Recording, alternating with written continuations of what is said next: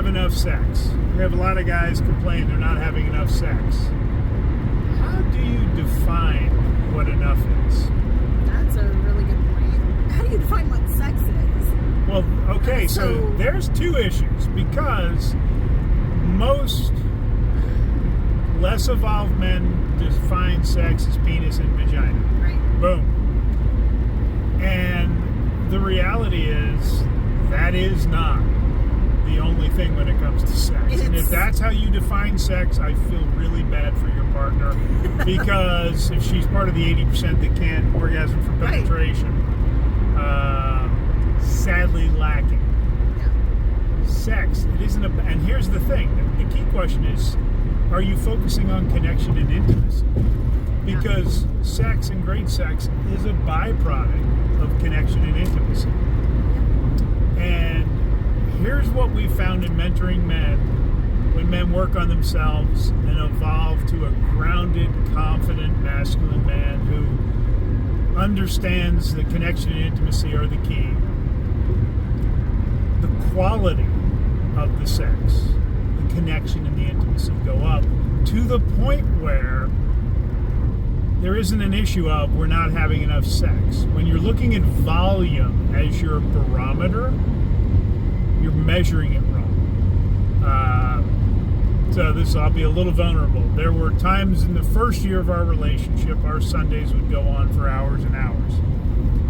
And they don't go on quite as long typically, but is the connection and intimacy and the overall feeling, how would you rate it?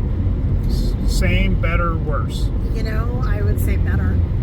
Because I think the intimacy and connection is elevated it's growing, now. And yes. Because we didn't stop making that effort. Yeah. And so, if it was, it's not going for 3 hours and it's only... I don't want to go for that long all the time. Like, no, yeah. But that's how, we only do it twice. If you're complaining and you're doing it twice a week, you're actually probably above average. And again, what does averages and what other people do matter with you? Right. Okay? If you've got an amazing relationship and you have deep intimacy and connection, the sex being a natural byproduct will always be enough. Because as long as you have this scarcity mindset that you're not getting enough, you will never have enough. Ever. And then think about it. That's how a woman starts to feel like all you want me for is sex. Mm-hmm. And you might find when the intimacy and connection is really strong that, she wants it more than me sometimes. Yeah. And it all depends. You might find sometimes doing 75 hard, you have no energy. It's okay. You're doing better this time. 6 more days? 6 more days. Yeah. I am doing better this time. Last time it just killed me at the end. Boy, last time at the end, I'm kind of going, oh my God, is he going to make it through this? Yeah. That extra workout I threw in to start my day was a mistake. Gentlemen,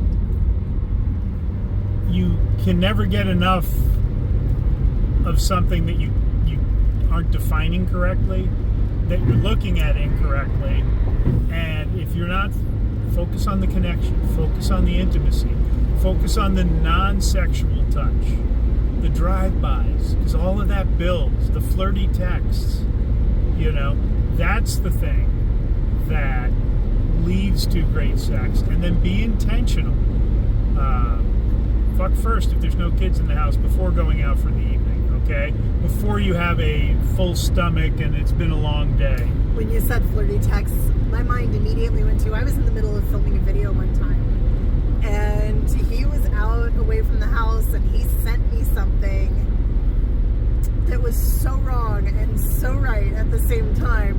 And I played the video back because I stopped recording, and I played the video back, and I just watched myself blush like a schoolgirl and grin so big, because this is only a few months ago. And, he's still doing those things, and Was he the flirty, filthy one? Oh, yeah. So, we are 4 years in, getting married in about 6 weeks. Yeah. Sounds about right. Something like that. Close. Something like that. It's close. Yeah. And things haven't dropped off. Everyone says, well, eventually. Now, granted, we're post-kids. We've been married before. But the reason they haven't dropped off is I'm very intentional. Very intentional. Yeah. And you're even good about, so during 75 Hard last year, there was a stretch we didn't go on a date for a while because I was managing the diet. I was exhausted.